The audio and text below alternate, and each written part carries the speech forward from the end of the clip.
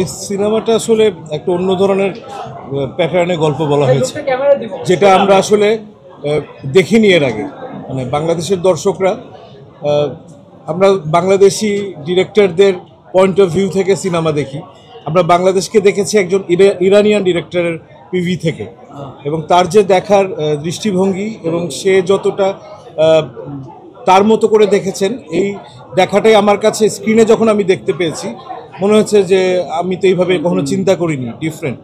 এবং স্ক্রিপ্টের কথা যদি বলেন, ডক্টর মুমিতাল রশিদ খুবই চমৎকার একটি স্ক্রিপ্ট তৈরি করেছেন। বাংলাদেশের একদম একদম তৃণমূল পর্যায়ের এক ধরনের, যেটা বলবো যে সংগ্রামী মানুষের জীবন সংগ্রাম, এবং মেইনলি ওমেন সেন্ট্রিক গল্প। ফেরেশতে নামের মধ্যেই রয়েছে। এটা আসলে জয়া হাসান যে ক্যারেক্টারটা করেছে, এইরকমভাবে একটা নারীর জীবনের সংগ্রাম এই সময়ে দেখানো, যেভাবে করে দেখানো হয়েছে। আমরা আসলে নারীদেরকে স্বাবলম্বী হতে দেখি না, তাদেরকে বিভিন্নভাবে এম্পাওয়ারমেন্টের মধ্যে রাখতে চাই। মনে করেন আমরা রাষ্ট্রপ্রধান হিসেবে নারীকে রেখেছি, কিন্তু নারীদেরকে অন্যান্য জায়গায় সব জায়গায় আমরা পরাধীন রেখেছি। ফেরেশতের মধ্যে কিন্তু ডক্টর মুমিতাল রশিদ উনি নারীকে নিজের স্বাবলম্বী হওয়ার সাথে সাথে সংগ্রামী জায়গা থেকে ফ্রন্ট লাইনে ফাইট করতে দেখিয়েছেন তার মতো করে, এবং সেটা মুর্তজা আতশ জমজম তার দৃষ্টিভঙ্গিতে এই গল্পটাকে একদমই বাংলাদেশের গল্প হিসাবেই প্রেজেন্ট করেছে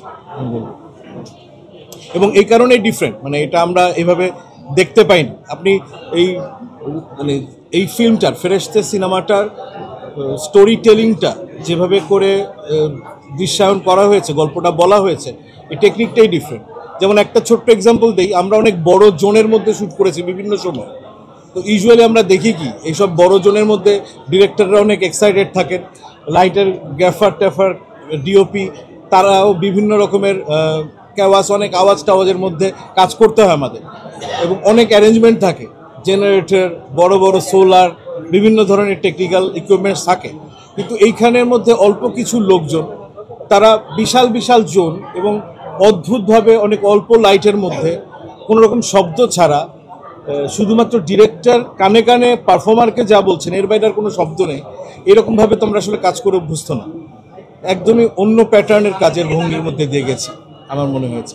আমাদের সিনেমার প্রচারণা যথেষ্ট হয়নি, আপনারা এখন থেকে করবেন।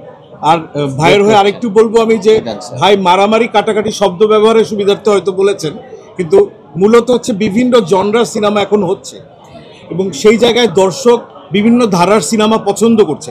এমন না একটা ধারা যেটাকে আমরা হয়তোবা তথাকথিত কমার্শিয়াল মানে বলবো জনরা বলবো, সেই জনরার সিনেমায় যে দেখছে তা না। কিন্তু তো ফেরেশতাও একটা আলাদা জনরার সিনেমা, এই জনরার সিনেমা এর আগে হয়নি, এবং দর্শকও নতুনভাবে নিজেকে দর্শক হিসেবে আবিষ্কার করবে এই সিনেমার মধ্যে। প্লিজ ভাই বলুন।